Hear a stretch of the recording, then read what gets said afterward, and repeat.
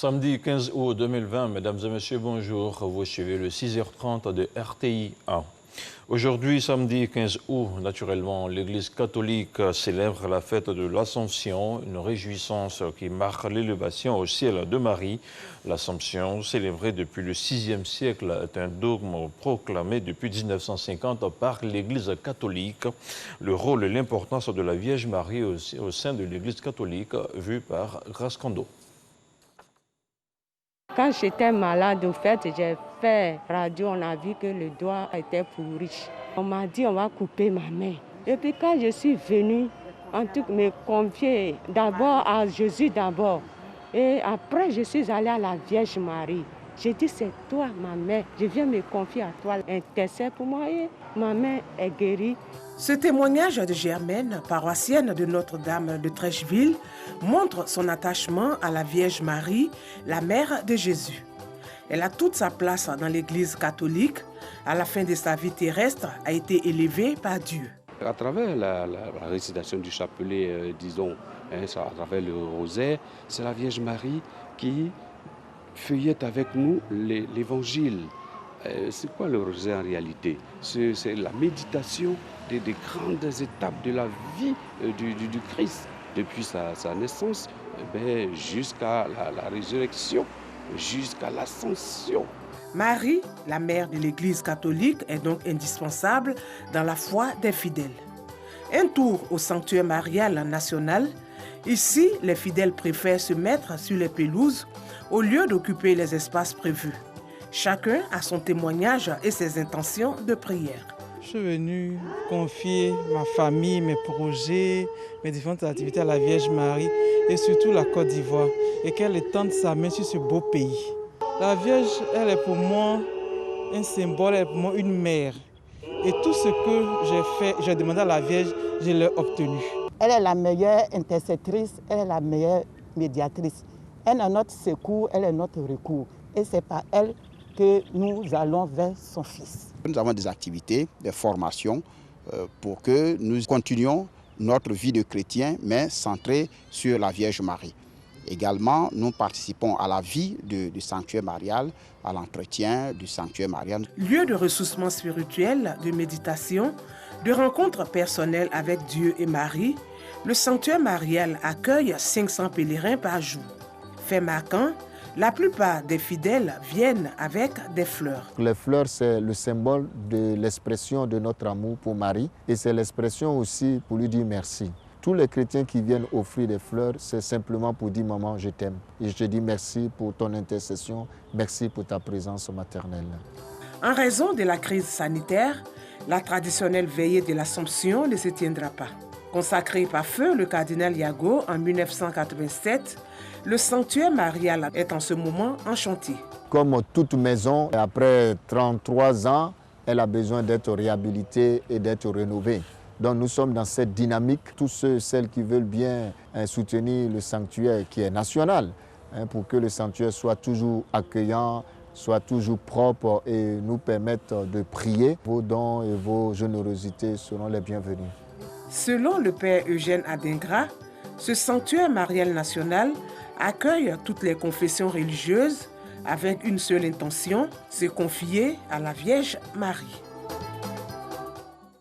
Agréable célébration donc à tous les chrétiens et je vous donne lecture de ce communiqué. Le ministère de l'Emploi et de la Protection sociale porte à la connaissance des populations vivantes en Côte d'Ivoire qu'en application du décret numéro 2011-371 du 4 novembre 2011 modifiant et complétant l'article 2 du décret numéro 96-205 du 7 mars 1996 déterminant la liste et le régime des jours férié. Le samedi 15 août 2020, jour de la fête de l'Assomption, est déclaré jour férié et chômé sur toute l'étendue du territoire national. Signé Pascal Kwaku Abinan. Le porte-parole de la police nationale était sur le plateau de RTI 1 hier à 20h pour faire le point de la situation sécuritaire dans notre pays après quelques jours de manifestations. Je vous propose d'écouter ici Bleu Charlemagne, le commissaire principal. Communiqué du ministre de la Sécurité et de la Protection civile. les manifestations organisées dans certaines villes de notre pays, suite à l'appel lancé par des formations politiques de l'opposition, fortement relayées par les réseaux sociaux, ont engendré de nombreux dérapages. Ainsi, du lundi 10 août 2020 à ce jour, le bilan fait état de dégâts humains et matériels importants. 1. Au plan humain, 0,5 morts et 104 blessés. Au titre des pertes en vies humaines, on dénomme 3 morts à Daoukro, 1 mort à Gagnoua et 1 mort à Bonoua. Au titre des blessés, on enregistre 104 blessés au total, dont 10 policiers, 2 gendarmes et 92 civils. Par ailleurs, parmi les blessés, le chef de service du commissariat de police de Bonoua, pris à partie par des manifestants, n'a eu son salut que grâce à l'intervention et la protection de Sa Majesté le roi de Bonoua. Les blessés graves ont été pris en charge dans les structures sanitaires adaptées. Au plan matériel, on note la destruction de plusieurs bâtiments à usage commercial, administratif et d'habitation, notamment le commissariat de police de Bonoua et les sièges du PLCI et du RHDP à Daoukro. De même, plusieurs véhicules administratifs et de particuliers, ainsi que 0,5 bus de la Sotra, ont été incendiés ou vandalisés. Au titre des interpellations, au cours de ces manifestations, les forces de l'ordre ont interpellé 68 manifestants pour troubles à l'ordre public, incitation à la révolte, violence sur les forces de l'ordre et destruction de biens d'autrui. Il convient de souligner que grâce à l'action des forces de l'ordre et des différentes médiations entreprises, le calme est revenu sur l'étendue du territoire national. Tout en déplorant ces actes de vandalisme et leurs conséquences dommageables dont on aurait pu faire l'économie, le gouvernement appelle l'ensemble des populations à la retenue, au civisme et à la responsabilité. Fait à Abidjan le 14 août 2020, le général Wagondo Diomandé, ministre de la Sécurité et de la Protection civile, je vous remercie. Et comme vous avez pu le constater, le retour au calme est progressif à Abidjan, mais aussi à l'intérieur du pays, après des manifestations qui ont causé d'énormes dégâts matériels et des morts. Depuis jeudi, les activités sont ouvertes et les transports ont même repris. Le constat de Didier Nguessan. Le transport est un baromètre clé de la normalité des activités dans la capitale économique. Ici, à Treichville, gare de Bassam, ces minicars reliant Abidjan à Grand Bassam, Bonoua et Aboisseau sont sollicités par les voyageurs qui prennent d'assaut les guichets. Aujourd'hui, la route elle est dégagée. Voilà, donc aujourd'hui, depuis le matin, nous travaillons dans la tranquillité. Voilà. Je suis à mon 3e voyage sur Bassam comme ça. Hier, on n'a pas pu travailler, mais aujourd'hui matin, ça va. C'est mon 2e chargement que j'ai comme ça. Le trafic routier interurbain n'est pas impacté par une quelconque manifestation. Dans la commune voisine de Makori, le trafic sur le boulevard Valéry jusqu'à Destin, notamment sous l'échangeur, est plutôt normal. L'intersection du village Anoumabo, obstruée la veille, retrouve son ambiance des jours ordinaires. À la Riviera Anono, les restaurants et centres commerciaux sont ouverts. Yopougon-Kouté, le marché de friperie est ouvert. Commerçants et clients marchandent à qui mieux mieux. L'offre et la demande sont au rendez-vous.